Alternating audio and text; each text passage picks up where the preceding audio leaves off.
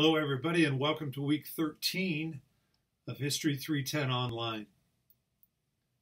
Slavery is a central fact of American history, though in the minds of many people, it occupies a rather vague corner of the story, something that seemed to appear just in time for Abraham Lincoln to rather heroically abolish it.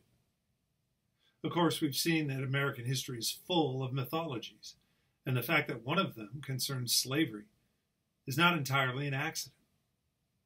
In the decades that followed the Civil War and the abolition of slavery, story writers, novelists, historians, political speakers, movie makers, and others invented a tale of the nation's past and of slavery's past that sanitized and romanticized in the minds of the public the sharp edges of human suffering and bondage that went along with over 200 years of slavery. This is all part of what modern historians call the Great Forgetting following the Civil War. It seems the needs of national reconciliation between North and South after the Civil War inspired a storytelling tradition that normalized slavery in the context of America's past. Popular books and movies like the 1936 novel Gone with the Wind and its subsequent 1939 MGM blockbuster Academy Award-winning big screen adaptation.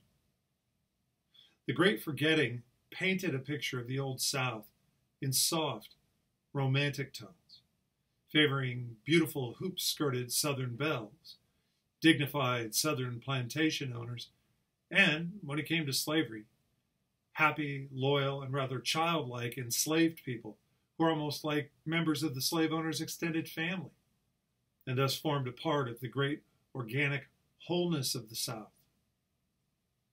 Compared to the Great Depression, at least, this Old South seemed to speak of a better time, of the good old days when whites ruled over blacks and blacks served them faithfully in return. Keep in mind, too, that this view of the past also served to reinforce the racial segregation and Jim Crow that still flourished in the 20th century, a time when everything from drinking fountains and city buses were segregated and restricted by race. After World War II, historians, inspired by a budding civil rights movement, began to take another look at slavery. In the 1950s, historian Kenneth Stamp wrote a book called The Peculiar Institution, which presented a view of slavery that was very different than the romanticized stories and novels and movies presented in The Great Forgetting. Using archival sources and historical documents, Stamp's analysis showed the Old South plantation to be a place not of romance and unity, but a place of oppression and punishment, where the needs of economic profit justified the denial of human rights. Enslaved men and women did the very best they could under very difficult circumstances to maintain communities of support for one another.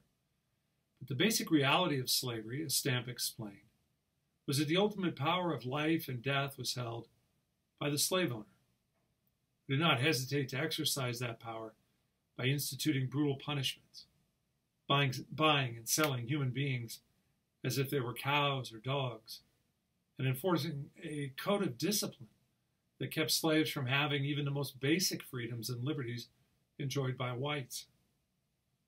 Generations of scholars followed Stamp into probing slavery's past, using methods borrowed from anthropology, sociology, linguistics, and even archaeology to reconstruct the plantation worlds of the Old South.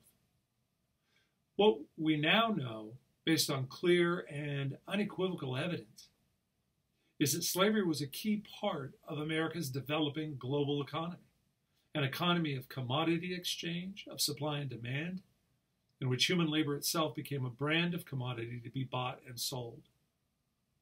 Far from being a quaint relic in the corner of American history, slavery was absolutely essential to and inseparable from the development of the United States. This meant that the slave owner's own financial interests dictated that as much labor be forced from an enslaved person for as little cost as possible, and thereby preserve his own profit margin. when coupled with a confident belief of racial supremacy, a self-justifying belief that all whites were the natural superior to all blacks. Slave owners readily used whatever discipline was necessary to preserve the financial bottom line, including beatings, whippings, brandings, and shootings to enforce discipline on the plantation. Despite the basic inhumanity of all this, scholars have demonstrated how enslaved peoples showed tremendous fortitude and resolve in dealing with their dreadful and nightmarish situations. Slavery may have denied them any recourse to legal or political protection. Nevertheless, enslaved people drew upon their own informal resources and deep cultural traditions to create a world that offered thin protection against the routine abuses of the slave owner. The world the slaves made, in other words, a world within the world of slave owning, offered some respite and solidarity for a people who are otherwise subject to the worst possible punishments and degradation that slavery as a system could inspire. But this was a fragile buffer that offered very few real guarantees of safety, health, or happiness. Now, as you read the chapter for this week, watch the lecture, and read the documents I've assigned for this discussion post assignment. Keep in mind how your own views of America's past and of slavery may have been conditioned by more by Gone with the Wind and other mythologies than actual truths of history.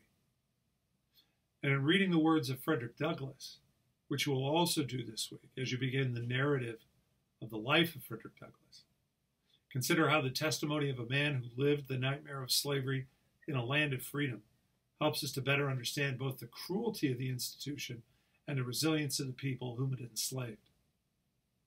As always, don't hesitate to get in touch with me should you have any questions.